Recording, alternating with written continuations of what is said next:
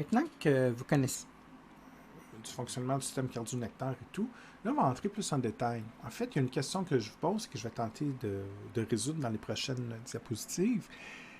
Comprenez un petit peu ce qui se passe dans le nœud sinusal, les fibres et tout ça, mais biologiquement, comment on fait pour exemple créer un premier signal électrique, un premier potentiel ou influx électrique dans le nœud sinusal? Qu'est-ce qui se passe au point de vue biologique dans les cellules? Comment on fait pour contracter les cellules musculaires au niveau des myocytes cardiaques? Et le problème essentiel à ce niveau-là, en fait, il y a deux types de problèmes que vous allez avoir. Premièrement, comme vous avez déjà fait le système nerveux à la session dernière, vous avez déjà des bases au niveau de l'influx nerveux, ce qui est excellent. Ça va être plus facile d'une certaine manière à comprendre aujourd'hui, mais en même temps, il y a des petites nuances et ça ne fonctionne pas tout à fait de la même façon que les influx nerveux. Donc, ceux qui se souviennent très bien de leur influx nerveux, il va falloir faire attention de ne pas mélanger les événements dans les deux. Et l'autre problème que vous allez avoir et que j'attire votre attention quand vous allez étudier le jour de l'examen, c'est de bien distinguer l'endroit où vous vous situez dans le cardio-nectaire, parce que ce n'est pas toujours les mêmes événements qui se passent, mais c'est des événements qui se ressemblent beaucoup. Donc, c'est très facile de tout mélanger. Et je vous disais en début de la capsule, le plus rapidement possible, de bien apprendre les éléments du système cardio-nectaire avec leur rôle respectif. Parfait. Maintenant, une fois que c'est acquis, et si ça ne l'est pas, vous arrêtez là. Tant que ce n'est pas acquis, vous ne progressez pas. Vous n'allez pas plus loin, vous allez vous mélanger. Mais une fois que ça va être acquis, maintenant, vous allez avoir le droit de regarder ce que je fais ici. Et cette diapo-là, que je vous présente présentement, c'est pour vous aider. Je vais vous décrire les événements qui se passent dans le nœud sinusal au niveau de la transmission du système cardio-nectaire, donc dans les différentes fibres nerveuses, et qu'est-ce qui se passe au niveau musculaire. Il y a comme 3 endroits différents avec 3 processus différents. À tout moment de votre étude, je veux que vous posez la question suivante.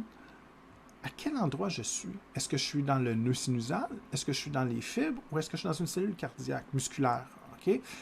Si vous êtes capable de vous poser continuellement cette question-là, ça devient simple. Vous séparez anatomiquement les endroits de votre cœur et ça va vous permettre d'apprendre la bonne histoire. Parce que les événements qui se passent en 1 puis en 3 sont très identiques, mais avec des nuances. Donc, c'est très facile de vous mélanger. Et un dessin très simplifié du cardio-nectaire, dans le fond, pour moi, c'est à peu près ça. OK? Fait que dans le fond, j'ai les deux nœud sinusal, j'ai le nœud auriculo-ventriculaire, j'ai les traxus internodaux, donc internodaux entre les deux nœuds, qui vont permettre, entre autres, d'exciter les myocytes au niveau des oreillettes. Et j'ai, le deuxième nœud, le nœud auriculo-ventriculaire. Et ensuite, j'ai quoi? J'ai les autres fibres. Donc, j'ai les faisceaux, qui est la partie la plus haute. Donc, les faisceaux auriculo... donc, les deux faisceaux là, que je parlais, là, qui quittent voyons, exciter les myocytes du haut des ventricules. Et un peu plus bas, je vais avoir les myofibres de conduction. Donc, là, je ne les marque pas complet pour sauver du temps. Juste le premier mot. Faisceau, myofibre, qu'on s'entende. Ce dessin-là, c'est une version simplifiée de l'image de votre livre, mais c'est ce que vous devez avoir en tête. Maintenant, ce que je vais faire à partir des prochaines diapos, c'est de vous expliquer l'événement 1. Donc, la première histoire, j'ai 3 histoires à vous raconter. La première histoire, qu'est-ce qui se passe ici dans le nœud sinusal? Donc, on va voir qu'il y a 3 étapes, 3 processus pour créer le premier courant électrique. Ensuite, qu'est-ce qui se passe tout au long des fibres et des faisceaux? Ça va inclure les traxus internodaux, les faisceaux, les myofibres, les événements qui se passent quand on propage l'influx électrique, c'est identique, peu importe l'endroit. Ça change de nom, l'histoire ne change pas. Le processus biologique ne change pas. Change de nom pour vous dire, on est en haut dans les oreillettes, le haut des ventricules ou en bas. Mais c'est toujours des axones avec les mêmes événements. Donc, ça, en fait, ça va être très simple. Je n'ai pas grand-chose à vous expliquer ici. Mais le numéro 2, ça serait la deuxième histoire qui va se produire tout au long des films. Donc, c'est pour ça que je voulais que vous distinguiez tout ça. Et la troisième histoire, ce que je n'ai pas dessiné, c'est la cellule musculaire. Donc, que ce soit, exemple, au niveau de la fibre ici ou du traxus, tout au long, que ce soit dans les oreillettes ou les ventricules, j'ai des cellules musculaires de part et d'autre, comme ça, que j'appelle des myocytes, qui vont être stimulés. Ça, c'est ma troisième histoire. Donc, qu'est-ce qui se passe dans les cellules musculaires, dans les myocytes des oreillettes et des ventricules? Là, je les ai dessinés ici, je n'ai pas de place en haut, mais au niveau du traxus, c'est la même chose. Au niveau des oreillettes, c'est la même chose. J'ai des cellules musculaires ici. J'en ai d'autres ici pour le haut du ventricule. Ici, c'était plus pour les oreillettes. Peu importe, les événements qui se passent dans les cellules musculaires ici, ou ici, ou encore dans le bas des ventricules, c'est toujours les mêmes événements. Donc, en d'autres mots, les événements de conduction numéro 2, qui permet le déplacement de l'information électrique, bien, tout au long qu'on progresse, le courant électrique qui est ici va stimuler sur son passage les cellules musculaires qui sont autour du courant électrique qui se déplace. Donc, je vais vous expliquer qu'est-ce qui se passe dans la cellule musculaire. Quand vous allez étudier, comme je l'ai dit tantôt, je répète une deuxième fois tellement c'est important, l'erreur classique de l'étudiant, la majorité de mes étudiants, c'est qu'ils vont essayer d'apprendre tout par cœur, sans trop réfléchir, puis ils vont mélanger 3 histoires, ils vont lire les pages ou lire les diapos, puis ils vont essayer de mémoriser ça. Ça ne donne rien de faire ça. Il faut vraiment toujours vous poser la question suivante, à quel endroit je suis? OK, je suis dans le nœud sinusal, OK, là c'est des événements X, je les apprends. Ensuite, je suis dans les fibres, peu importe l'endroit, OK, ça c'est un autre événement. Je suis dans les myocytes, cellules musculaires, qu'est-ce qui se passe? Et si vous faites ça, vous ne mélangerez jamais à l'examen. Et l'autre chose, c'est que ça va être beaucoup plus clair dans votre tête. Donc, c'est juste de lire la question, de dire, OK, je suis dans la cellule musculaire, je suis dans le nœud. Puis là, vous allez me sortir la bonne histoire, m'expliquer ça dans vos mots. Donc, ici, rapidement, justement, c'est pour distinguer le système cardio-nectaire, qui est le système électrique. Donc, exemple, au niveau du nœud sinusal, versus les cellules cardiaques, qui ont un peu une forme comme ça. En fait, c'est une cellule particulière, parce que c'est des cellules musculaires qui ressemblent beaucoup aux cellules musculaires squelettiques, mais avec des petites différences. On a déjà vu qu'il y avait des disques intercalaires et tout ça. Mais en gros, la contraction musculaire fonctionne à peu près sur le même principe que les muscles dans vos membres. On en reparlera vite, mais c'est ce que vous avez étudié en dernière session. Donc, avec l'actine et la myosine qui doivent s'accrocher ensemble pour contracter. Les cellules cardio-nectaires influencent donc des événements de la cellule musculaire. Donc, techniquement, c'est vraiment en propageant le courant électrique par les fibres qu'on va pouvoir stimuler et avoir un impact sur ces cellules musculaires. C'est un peu ça qu'on voulait vous faire comprendre. Maintenant, on va ajouter des détails. Donc, ici, si je redessine dans le coin ici, une version simplifiée du système cardio-nectaire, je suis dans le nœud sinusal, ici, le premier nœud, dans l'oreillette droite.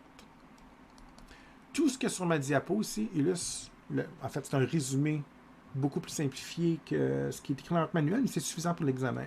Donc, c'est vraiment ici le début de mon histoire, comment le nœud sinusal va être capable de produire un premier courant électrique, un premier influx ou potentiel d'action.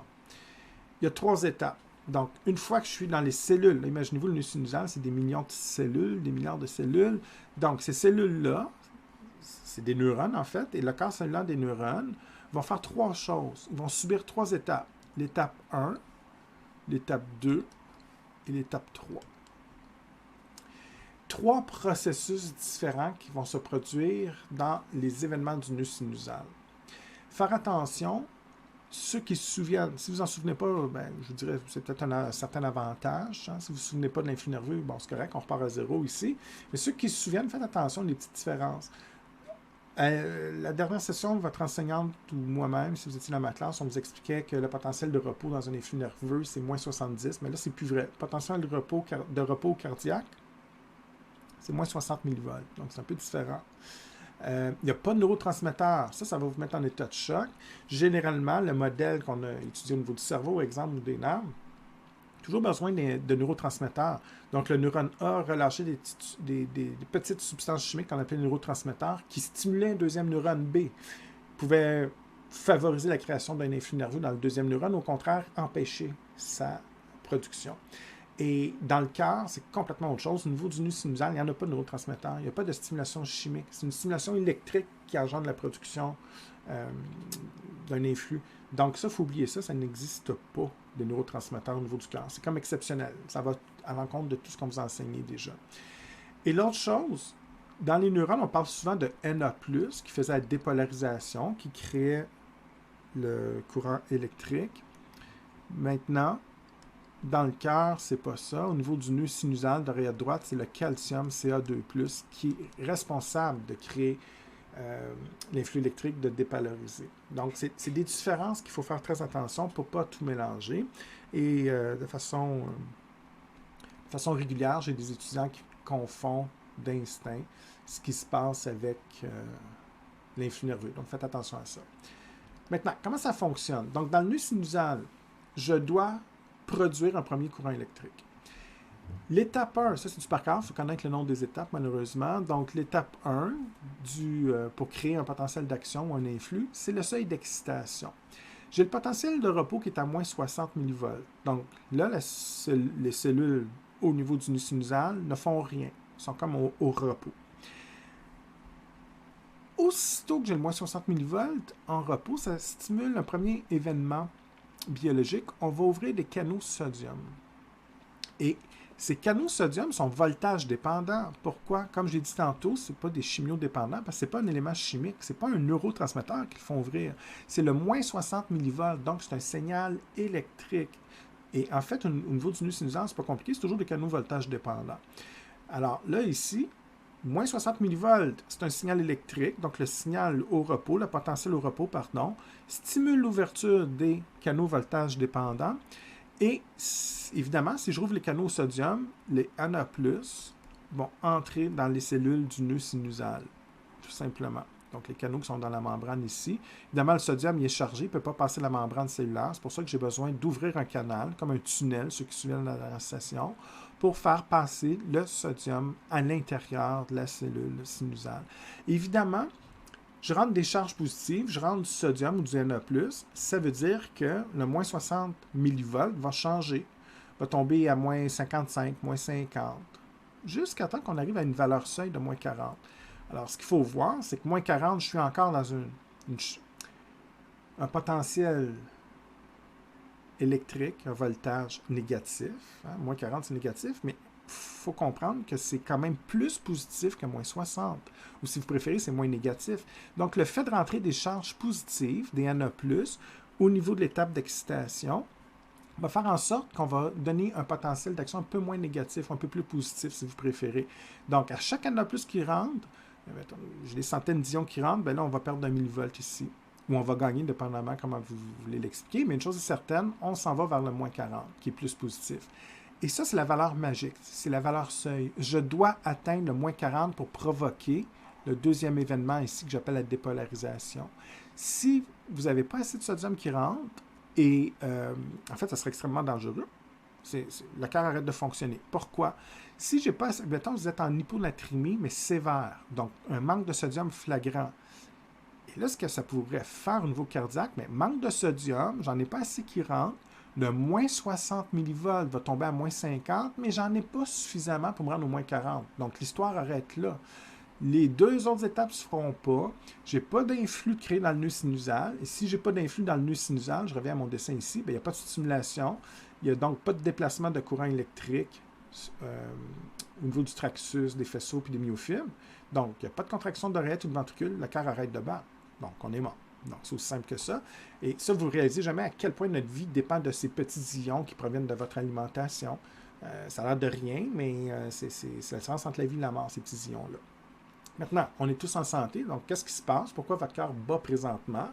Bien, tout simplement, le sodium entre en quantité suffisante pour atteindre la valeur seuil de moins 40. Ça, c'est la première étape. Maintenant, ton seuil d'excitation, quand il est atteint, le moins 40 provoque un deuxième événement. On va stimuler l'ouverture d'un autre canal voltage dépendant. Pourquoi c'est voltage dépendant? Parce que c'est le moins 40 millivolts qui le fait ouvrir. Donc, c'est un signal électrique qui fait ouvrir. Cette valeur seuil, ce voltage, permet l'ouverture de canaux calcium. Et là, c'est le calcium, le Ca2+, qui va entrer dans les mêmes cellules que tantôt. Évidemment, ils ont deux charges positives, donc on vient renforcer le premier effet du sodium. Et la cellule devient tellement positive, il y a tellement de calcium qui va entrer, et elle devient toujours dans le nœud sinusal, donc les cellules du nœud sinusal deviennent tellement positives que le potentiel électrique, l'influx ou le potentiel membranaire, c'est des synonymes, va devenir plus grand que 0 millivolts. On dit qu'il devient positif avec une valeur supérieure à 0. C'est ça la dépolarisation. Et c'est à partir de ce moment-là que vous avez créé votre potentiel d'action qui va pouvoir se propager. Il n'y a pas de valeur fixe. Étonnamment, en biologie, c'est toujours très précis et tout, mais là, ça va varier. Tellement de calcium qui rentre peut aller à 1, 2, 5, 2,3. Ça n'a pas tellement d'importance. Tout ce qu'on veut, c'est d'avoir une valeur supérieure à 0 millivolts. Donc, aussitôt que vous avez une valeur, exemple de 1 millivolt et plus, vous venez de créer votre premier potentiel d'action. Et c'est à ce moment que ce potentiel d'action, je reviens au dessin, va être créé dans le nœud sinusal et c'est à ce moment-là qu'il va se déplacer tout au long des fibres. Donc, exemple, le traxus ou peu importe, les myofibres, les faisceaux ou les myofibres. Donc, on va propager le signal. Et pendant que ce premier...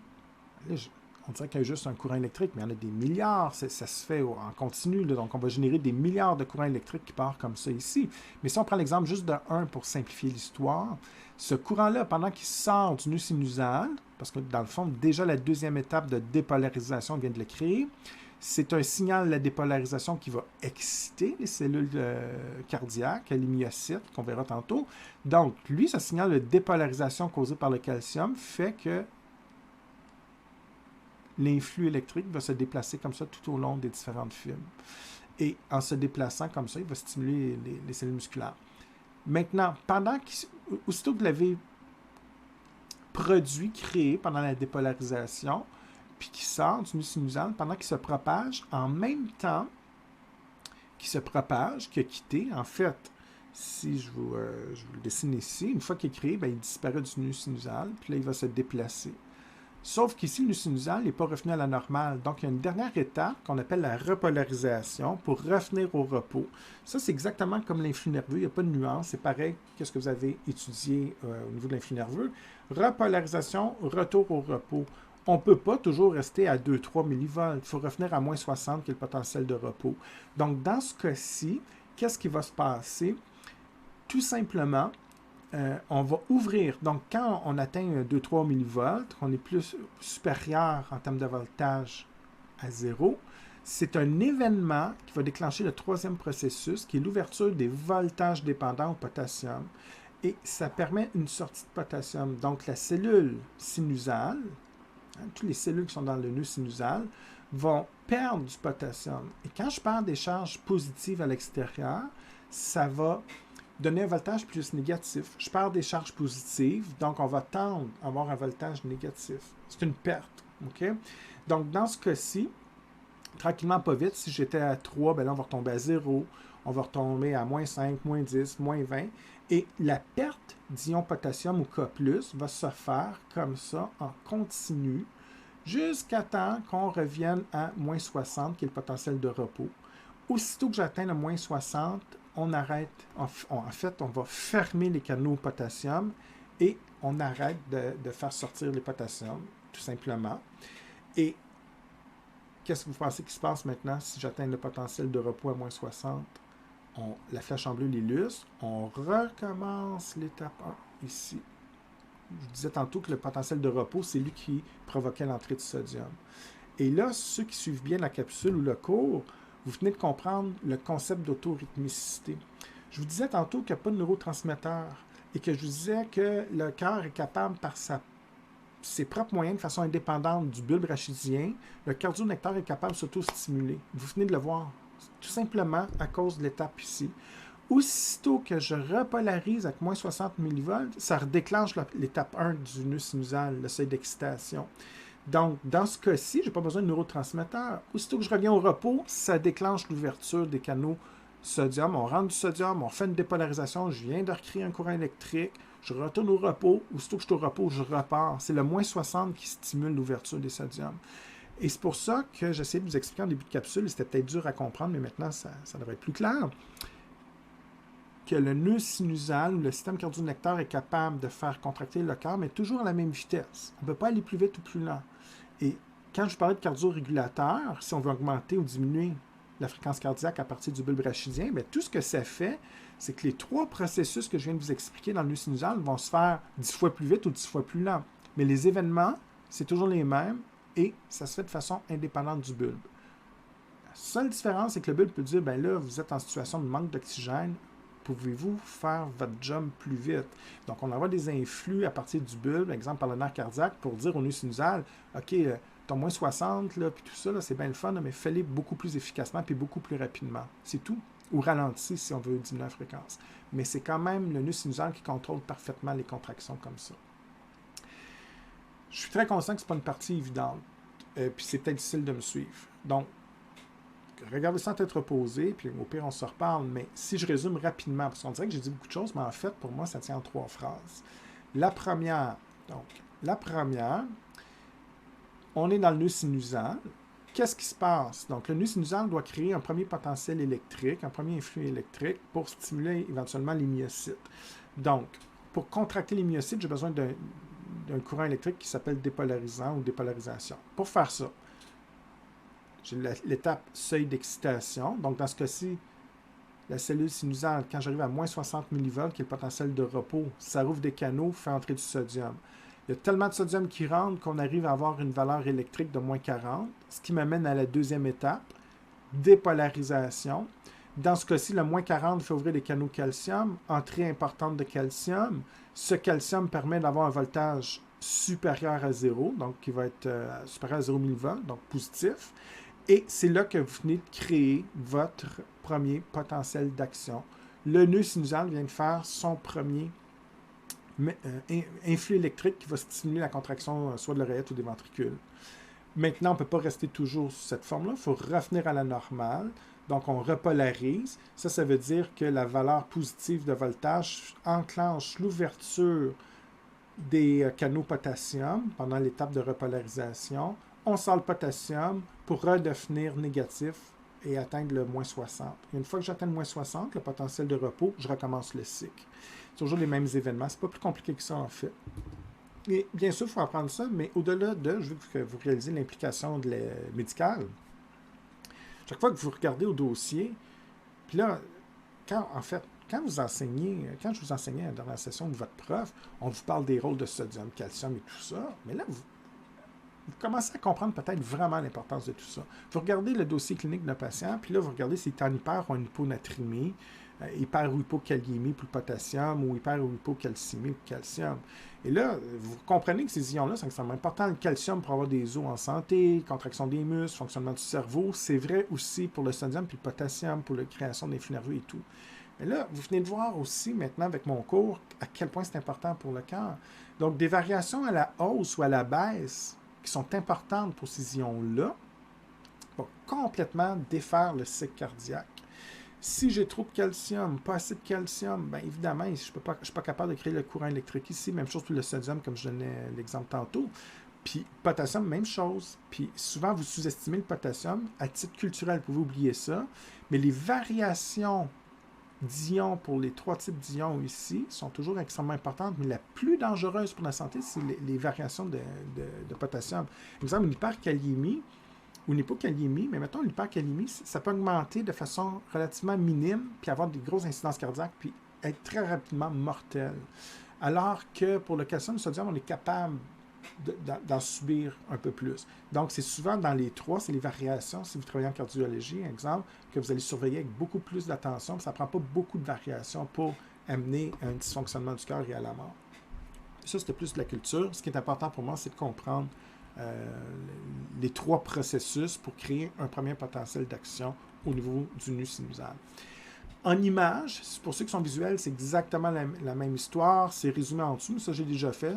Donc, vous avez les signaux électriques ici que je ne mettrai pas à l'examen, c'est simplement pour vous aider à comprendre. Puis, vous avez les différents canaux. Donc, ici, évidemment, ce que je colore ici, c'est l'intérieur d'une cellule sinusale, dans le nœud sinusal, qui ressemble à ça. Donc, on voit les canaux ici, qui permettent l'entrée ou la sortie des différents ions. Donc, PMR pour potentiel membranaire de repos, on est à moins 60. Qu'est-ce qui se passe? Bien, pendant la première étape, que j'appelais le seuil d'excitation, donc la première étape ici, entrée de sodium, on voit que la cellule, au point de vue électrique, il y a plus de sodium qui rentre, donc ça monte, ça monte, ça monte. J'atteins le moins 40 qui est la valeur seuil, ce qui m'amène à la deuxième étape, entrée de calcium. Les boules pâles ici, qui rentrent à l'intérieur de la cellule. En rentrant à l'intérieur, bien, ça me permet d'aller chercher un pic positif. Et c'est là que je viens de créer mon premier potentiel d'action qui va se propager tout au long des fibres du système cardio-nectaire. Pour la suite, la cellule au niveau du système cardio-nectar veut juste revenir à la normale. Donc, pour ça, je dois avoir l'étape de repolarisation qui est en fait, l'étape 3 ici, la sortie de potassium qui me permet de ramener vers le potentiel au repos. Et aussitôt que je atteins le moins 60, je recommence les 3 processus. Donc, c'est exactement la même chose, mais si les images, si vous êtes visuel, vous pouvez utiliser à partir de cette figure-là. Ça va peut-être vous aider. Donc, tout ce que je viens de vous expliquer, c'est en fait les événements qui se sont passés dans le nœud sinusal. C'était mon histoire numéro 1, événement du nœud sinusal. Donc, les 3 processus que je viens de vous expliquer se passaient dans les cellules à l'intérieur de ce nœud-là. Maintenant, une fois que j'ai créé, une fois que j'ai fait passer, entrer du calcium, j'ai créé le premier courant électrique, qu'est-ce qui arrive ici? Le premier courant électrique, comme ça, devra se déplacer tout au long du système cardio-nectar. Et tout au long de son déplacement, on va stimuler les cellules cardiaques qui vont être de part et d'autre, comme ça, dans la paroi, au niveau du cardio-nectar. Alors, l'étape 2, ma deuxième histoire, transmission du potentiel par les fibres et les faisceaux, j'ai rien à expliquer en fait. Tout ce qui s'est passé ici, j'ai créé le premier courant électrique, il se déplace et il va suivre tout simplement le trajet. On ne va pas expliquer en détail les processus biologiques qui se passent ici. Tout ce que vous avez à me dire, c'est que le courant électrique qui est écrit dans le nœud sinusal se déplace selon les différentes sections du cardio-nectar. Votre travail, c'est d'être capable de me nommer les différentes sections. Donc, une fois que le premier potentiel d'action a été produit et quitte le nœud sinusal, bien, on va poursuivre en suivant les tractus internodaux, donc ici, les flèches en noir. On stimule le deuxième nœud auriculo-ventriculaire. Les événements dans le deuxième nœud ne sont pas à l'étude, donc on n'en parle pas. Quitte le deuxième nœud et va suivre le faisceau auriculo-ventriculaire, qui est la partie du haut ici, descend vers les myofibres de conduction, partie plus basse des 2 ventricules, tout simplement. Et c'est tout. Vous avez juste à me dire que ce courant électrique se déplace selon les différentes sections du cardio-nectar, qui sont en fait des axones. J'ajouterais quand même, juste pour les personnes qui veulent comprendre, même si je ne rentre pas en détail, c'est des événements très similaires à ce que j'ai décrit dans le premier nœud ici. Il y a des nuances, pas tout à fait pareil, mais c'est un jeu d'ions positifs, d'entrée d'ions chargés négativement, puis de perte d'ions, perte de potassium et tout ça. Donc, il y a des ions positifs que je ne fais pas apprendre qui vont entrer pour stimuler les axones. Donc, exemple, la section qui est encerclée ici, si je monte ici cette myofibre, et qu'elle porte le nom de tractus internodaux, de faisceau auriculo-ventriculaire, de myofibre de conduction, c'est toujours un axone. C'est la même chose. Donc, le premier courant électrique se déplace, mais je pense que tout le monde a compris que ce n'est pas le même qui va se rendre là. Le premier courant électrique ne sera pas assez fort pour faire le trajet au complet. Donc, on va régénérer des milliards de courants électriques comme ça. Donc, le nœud sinusal fait le premier. Je vous explique comment on crée le premier. Maintenant, les milliards qui vont être créés de façon successive, ici, c'est un peu de la magie, mais en gros, le premier va se rendre, exemple, sur la section ici, puis il va arrêter, il va disparaître. Mais avant de disparaître, il va permettre l'entrée d'ions positifs. Donc, on va ouvrir d'autres canaux, on va créer un deuxième courant électrique, il va se déplacer, on va faire entrer d'autres ions qu'on n'aime pas, qui va créer un troisième. Donc, quand on dit la propagation, de façon pédagogique, on simplifie, on va dire, OK, une fois que j'en ai créé un, il se promène partout. C'est correct, mais dans la vraie vie, c'est des milliards. On propage parce qu'on va créer des milliards d'influx comme ça électriques de façon successive, un après l'autre. Et en bout de ligne, c'est vrai qu'on va stimuler comme ça de façon électrique tous les différentes fibres. Mais les événements qui vont se passer au point de vue ici, on n'en parle pas. Donc, pour l'examen, vous êtes capable de m'expliquer comment on crée le premier potentiel d'action dans le nœud sinusal, ce que j'ai expliqué à la dernière diapo, c'est super. Ensuite, quand vous arrivez à la deuxième histoire, comment on fait pour propager? Bien, vous avez juste à me dire, bien, les courants électriques, les potentiels qui ont été créés dans le nœud sinusal se propagent au début par les tractus. On se déplace sur les tractus internodaux. Ensuite, on va emprunter les faisceaux auriculo-ventriculaires. On va continuer notre chemin sur les myofibres. Et ces courants électriques qui se déplacent vont éventuellement stimuler les cellules cardiaques, ce que je vais vous parler à la prochaine diapo. Donc, ce n'est pas plus compliqué que ça. Maintenant, la question ici, c'est de savoir qu'est-ce qui va se passer dans les cellules musculaires. Donc, c'est bien beau de se propager, mais mettons, je redessine toujours mon fameux dessin. Le premier nœud sinusal, nœud auriculo-ventriculaire, les faisceaux internodales qui sont ici par la ligne. Ensuite, j'ai les faisceaux et les myofibres de conduction. Là, je vous ai déjà décrit comment créer le premier potentiel ici. Le potentiel se déplace tout au long des fibres. Donc ça, c'est ce que je vous ai décrit un petit peu très rapidement la deuxième diapo, la diapo précédente. Maintenant, ce que je m'apprête à vous expliquer, mettons que j'ai un courant électrique ici qui se déplace. Tout au long qui se propage, on va stimuler des cellules. Là, c'est très gros, là, c'est un agrandissement, évidemment, ça ne peut pas être plus gros que le noyau, mais des cellules musculaires. En fait, je vais recommencer. Je vais... Donc, courant électrique ici, imaginez-vous qu'il y a des cellules musculaires tout au long, comme ça, qui vont être stimulées au niveau des oreillettes, des ventricules, etc., puis il y en a des deux côtés. La question, qu'est-ce qui se passe dans les myocytes, dans les cellules musculaires? Donc, si je fais un agrandissement ici, mettons, je prends celle-là et je fais un agrandissement. Cellule musculaire qui est ici, il y a deux événements qui vont se passer. Il y a une stimulation électrique, donc il va y avoir des canaux comme ça, d'ions, qui vont permettre, un petit peu comme dans le nœud sinusal, mais avec des nuances. Pour ça, je ne veux pas que vous mélangez tout. Donc, dans le myocyte ou la cellule musculaire, il va y avoir un jeu d'ouverture de canaux comme ça, puis de passage de certains ions. Et on va créer un signal électrique, mais à l'intérieur de la cellule musculaire. On n'est plus au cardionectaire dans le cœur. Ça va être interne dans la cellule musculaire. Et ce courant électrique musculaire, dans le myocyte, va me permettre de stimuler de façon mécanique. Et en fait, ça va être la mécanique, c'est deux protéines qui s'appellent actine-myosine qui vont interagir ensemble pour faire une contraction. Exactement le même concept qu'au niveau du bras. Et dans ce cas-ci, le myocyte pourra se contracter. Et quand je fais ça dans l'ensemble des myocytes, exemple de l'oreillette, c'est les deux oreillettes qui vont se contracter. C'est un myocyte du ventricule, ben, ça va être une contraction ventriculaire. Alors, dans un premier temps, la diapo ici vous illustre qu'est-ce qui se passe au point de vue électrique à l'intérieur de la cellule musculaire, du myocyte cardiaque. Et la prochaine diapo va vous expliquer qu'est-ce qui se passe au point de vue mécanique, mais toujours à l'intérieur de la cellule musculaire cardiaque. Donc, contrairement à tantôt que j'étais dans le nœud sinusal, les événements dans une cellule musculaire cardiaque ou le myocyte cardiaque, c'est différent, mais c'est les mêmes ions, mais qui n'ont pas tout à fait le même rôle. Donc, il faut faire attention de ne pas mélanger avec tantôt. 3 étapes, des termes un peu différents qu'il faut faire attention aussi. Donc, dans la cellule myocyte cardiaque, on rappelle ici, entre parenthèses, première étape, c'est la dépolarisation. Dépolarisation, pardon. Donc, premier processus ici. Qu'est-ce qui arrive? Bien là, j'ai le potentiel d'action qui a été créé dans le nœud sinusal, qui s'est déplacé, exemple, par les tractus faisceau-myofibres. Et ce potentiel d'action, quand il va stimuler les cellules musculaires, parce que c'est l'objectif, ou les myocytes cardiaques, qu'est-ce qu'on fait? Ça provoque l'ouverture d'un canal sodium, voltage dépendant, c'est un courant électrique, donc sodium. Provoque l'entrée de sodium et immédiatement, en fait, c'est une entrée massive. Il y a beaucoup de sodium qui va entrer et très rapidement, on va partir du potentiel de repos. Là, on ne dit pas la valeur, c'est pas grave, c'est pas à savoir, mais ta cellule cardiaque est au repos, elle n'est pas stimulée, elle ne contracte pas, elle ne fait rien. Et qu'est-ce qui va arriver? Bien, aussitôt que j'ai une entrée massive de sodium, on va passer du potentiel de repos au plus 30 millivolts. Donc, très rapidement, dès le premier processus, on a un courant électrique positif qui va se créer, parce que le potentiel de repos est négatif, en fait. Fait qu'on rentre de façon massive, beaucoup de sodium, on atteint le plus 30. Et le plus 30, c'est un événement, le plus 30 millivolts, qui va me conduire à l'effet plateau. Et là, il y a une nuance qui va vous paraître un peu bizarre, mais qu'il faut bien saisir.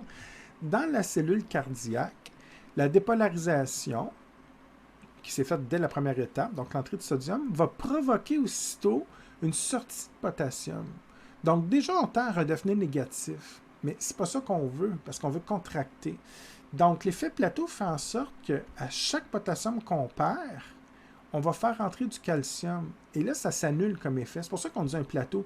Fait que si je le fais sous forme de dessin électrique, si on mesure le voltage de la cellule musculaire cardiaque, on augmente à plus 30, mais là, ce qu'on ferait, c'est qu'on tenterait de diminuer. On tenterait de diminuer le courant électrique avec la sortie de potassium, ça devrait diminuer, mais c'est pas ça qui va arriver. Parce qu'en même temps qu'on perd, donc il y a deux événements simultanés, une perte de potassium et une entrée de calcium. C'est pour ça qu'on dit un plateau, parce qu'au lieu de perdre puis redescendre comme ça vers le bas, puis au lieu de remonter avec l'entrée de calcium, on va rester relativement stable. Ça fait comme un plateau comme ça. Donc, l'entrée de calcium puis la perte de potassium s'annulent.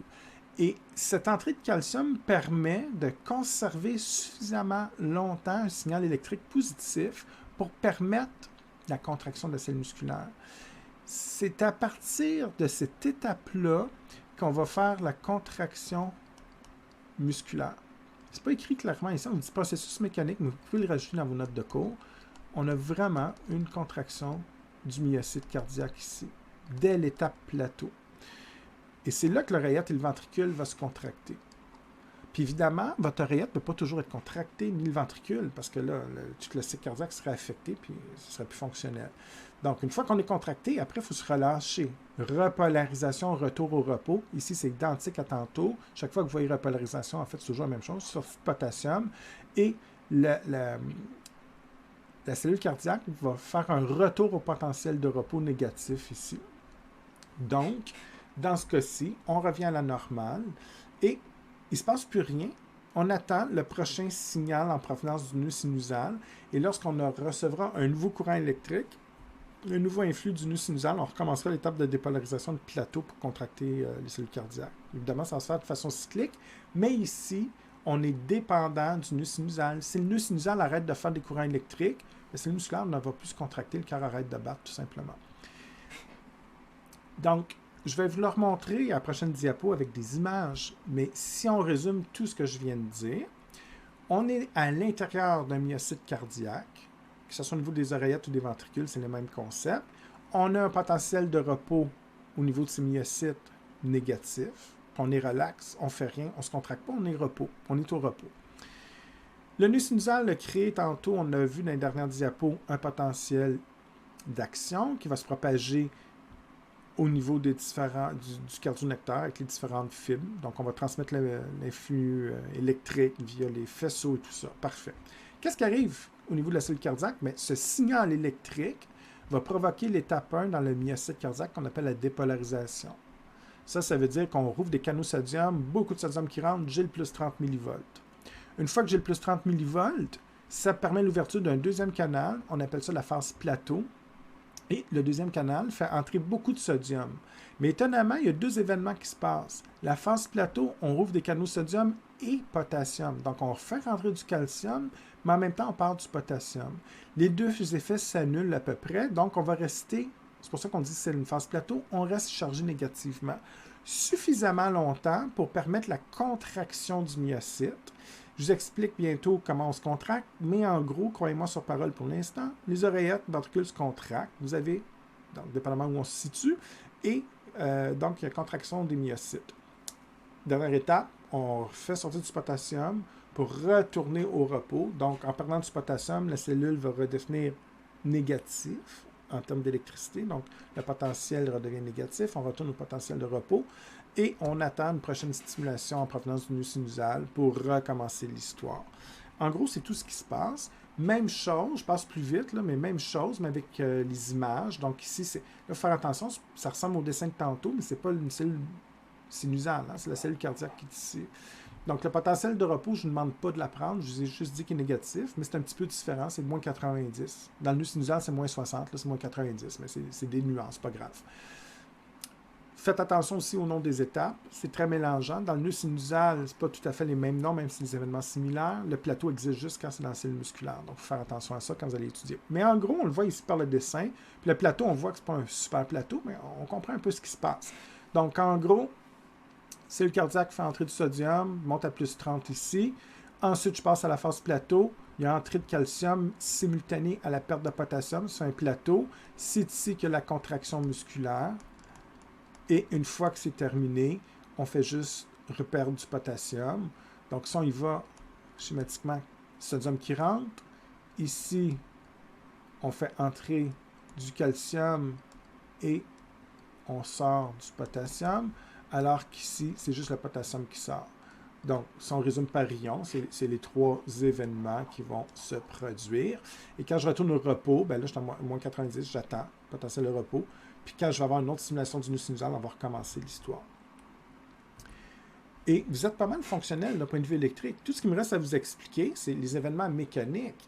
Donc, comment ça se fait qu'on arrive à contracter au niveau de la cellule musculaire cardiaque. Il faut se souvenir un petit peu du bio-1 de la dernière session. Je ne vais pas rentrer en détail. Vous aviez étudié ça très, très en détail. La contraction, exemple, d'un bras. Ben, il se passe beaucoup, beaucoup d'événements qui sont résumés ici en partie. Puis là, chez moi, je ne leur remets pas l'examen. C'est un rappel. Mais en gros, ceux qui ont suivi mon cours à la dernière session, avec mes collègues, c'est peut-être un peu différent, mais je vous disais, en gros, et en passant, je reviens au cours de la session dernière parce que c'est exactement la même chose pour le cœur. C'est pour ça que je refais un petit résumé vite, vite. On avait deux molécules, deux protéines dans les cellules musculaires, et c'est vrai pour les cellules cardiaques.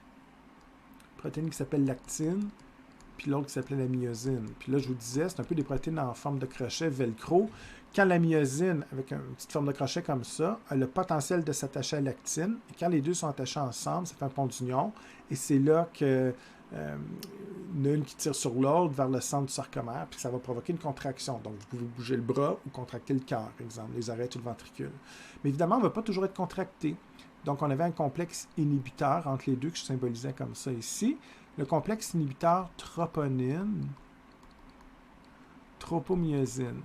Donc, vous aviez étudié à l'époque tout le rôle de l'ATP, puis toutes les étapes très, très détaillées. Je ne reviens pas là-dessus. Vous pouvez les revoir si ça vous intéresse.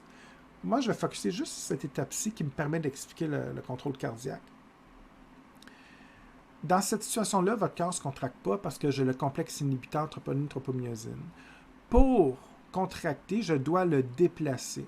Donc, ceux qui se souviennent, quand c'est les muscles squelettiques, exemple des bras, des jambes, pour déplacer, c'est quoi la condition pour enlever ce complexe inhibiteur-là? On avait vu l'année passée, dans la session, ça me prend du calcium. Quand j'ai du calcium, le calcium vient s'attacher, on déplace le complexe, et en déplaçant le complexe, l'actine a accès à la myosine, et là, il y a contraction. Si je reviens au niveau cardiaque, bien là, vous me voyez peut-être venir. Si vous avez bien suivi la dernière diapo, je vous disais que c'est l'étape plateau qui a une contraction.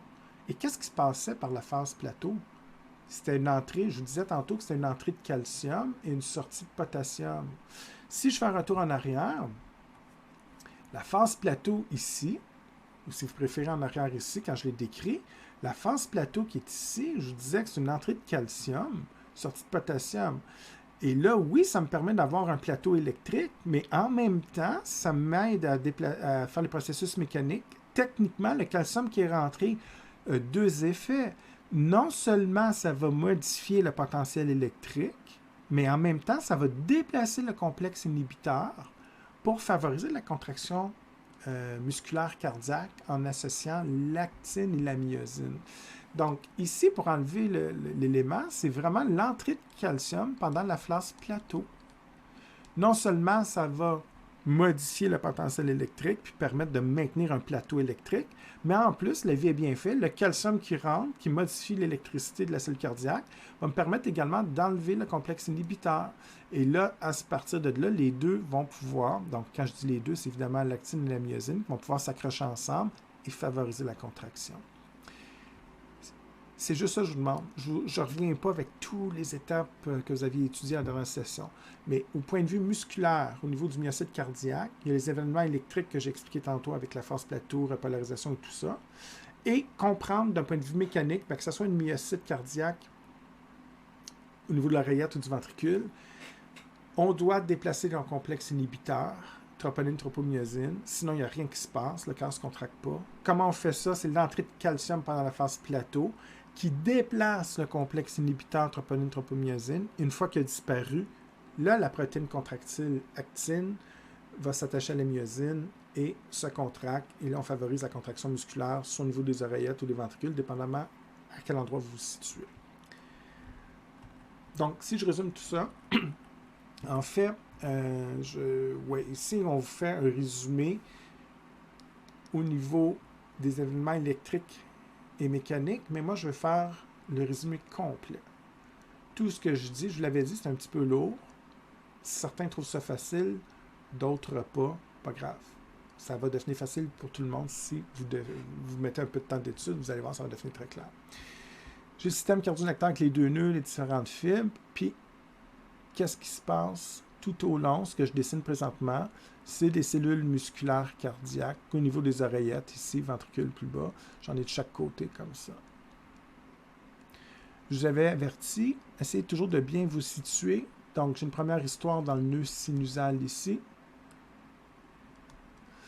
J'ai une deuxième histoire qui est au niveau de la transmission, qui est très rapide, ça se dit en un mot.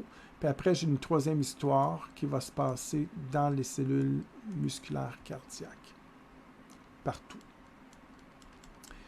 Première histoire, nœud sinusal. Je ne redonne pas les noms d'étapes et tout, ça va être trop lourd. C'est juste un petit résumé d'événements, très simplifié. Il va manquer des détails, vous ferez ça dans votre étude, mais juste pour qu'on finisse sur une bonne note et que ça commence à être un petit peu clair. Okay? C'est mon objectif pour tout de suite. Donc, nœud sinusal, qu'est-ce qui se passe? Bien, les cellules qui sont à l'intérieur, la première chose, je vais faire rentrer du sodium de façon importante. Ça va modifier le potentiel de repos de moins 60. On s'en va vers une valeur seuil de moins 40, ce qui m'amène à une deuxième étape dans le nœud sinusal. Et c'est cette deuxième étape, toujours dans le nœud sinusal, qui va créer le premier potentiel électrique. Donc, on va faire entrer la dépolarisation, on va faire entrer de façon massive du calcium. On crée un premier potentiel d'action qui va se ou potentiel électrique qui va se propager tout au long des différents tractus, faisceaux et myofibres. Pendant qu'il se propage, on repolarise en sortant du potassium et on revient à la normale. Puis éventuellement, on va recommencer le cycle. C'est l'autorhythmicité. Donc, les éléments du nœud sinusal, c'est réglé. Vous connaissez ça. Maintenant, la question, étape 2, on propage le courant électrique. Parfait. C'est tout. On suit les tractus internodaux, les faisceaux auriculo-ventriculaires après le deuxième nœud et les myofibres dans le bas des ventricules. Parfait. C'est réglé. L'histoire 2 est faite. Maintenant, c'est l'histoire 3 qui m'intéresse. Qu'est-ce qui se passe dans les cellules musculaires, que ce soit à ce niveau-ci, dans les oreillettes ou les ventricules? Bien, qu'est-ce qui se passe? Deux événements. Il y a des événements électriques. Il y a des événements mécaniques. Toujours dans les cellules musculaires. Électriques, bien, lorsqu'elles sont stimulées, il faut faire attention, il y a 3 phases, mais en trop, on commence par une entrée de sodium massif, on atteint le plus 30.